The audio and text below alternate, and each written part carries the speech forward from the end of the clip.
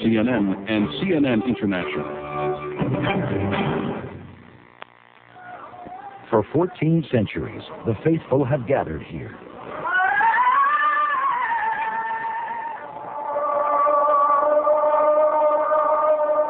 This is Mecca, Saudi Arabia, the sacred heart of Islam, a city closed to all but the faithful, the site of the annual pilgrimage called the Hajj. Our mission is to have peace and tranquility and give God blessing.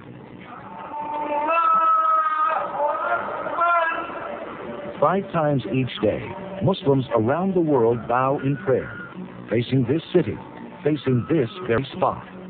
It is an act that unites the faithful symbolically and spiritually, and each year they gather here. There's no words to describe it. It's a feeling just overwhelms you. It's just indescribable. You know, just such a beautiful place. Like you just, you know, it's all about faith. Some 2 million pilgrims to reenact the rituals established by the Prophet Muhammad in 632 AD. CNN will be in Mecca all week, reporting daily on the history, the impact, the spectacle that is the Hajj. Now from Mecca, here is Riz Khan.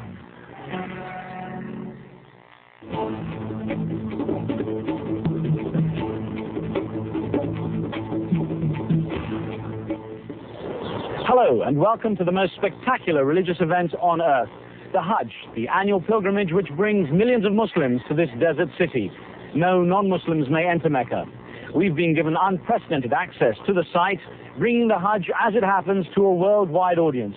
In this half hour, we'll put into context the rituals and look at the people who come to this spot, a place central to the heart of all Muslims.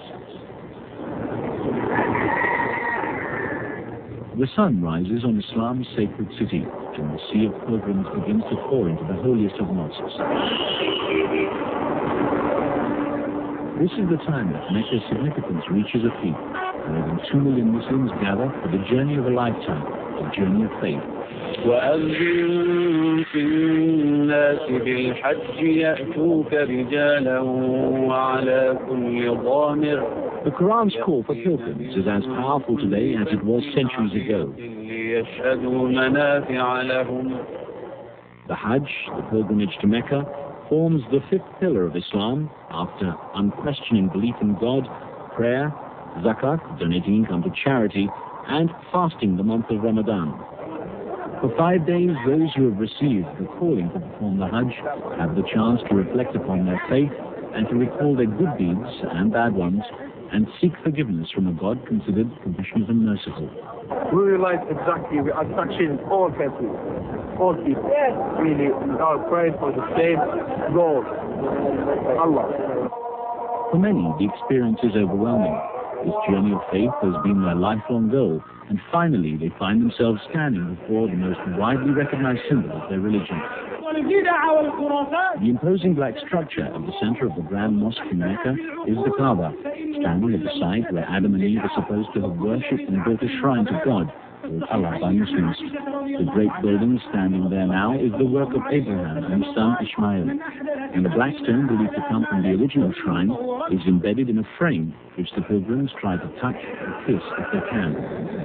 Coping with the huge influx of people, around 1.2 million from outside Saudi Arabia and about 800,000 from the kingdom itself, poses a huge logistical task. Things do go wrong, like tent fires which took up to 200 lives, and a stampede in 1994 which killed hundreds.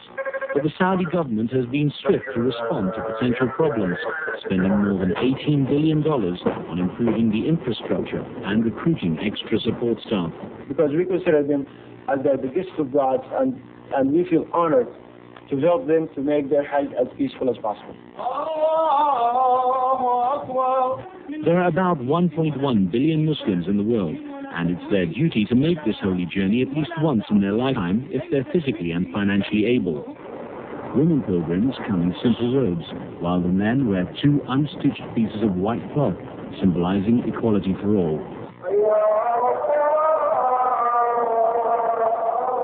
The Prophet Muhammad is quoted as saying, "Faith is that which resides firmly in the heart and which is proven by deeds." As they trek in from all corners of the world, The Hajj pilgrims are here in Mecca to prove that faith. Well, many have traveled great distances to get here. So what happens when they arrive? Where do they go? What do they do? We spoke with Islamic scholar Dr. Ahmed ibn Saifuddin, who gave us some idea, first of all, on the significance of this place. This place is the center of the world, geographically speaking. And this is the site of where Abraham and his son Ishmael rebuilt this house after Adam built it for the first time. And every prophet made a pilgrimage to this house. What happens to the modern-day pilgrims as they arrive? They arrive in Mina. What happens in the first 2 days? Well, actually, Hajj is formed of 5 days where they spend the first day in Mina in preparation, supplication, getting ready for the following day, which is very important.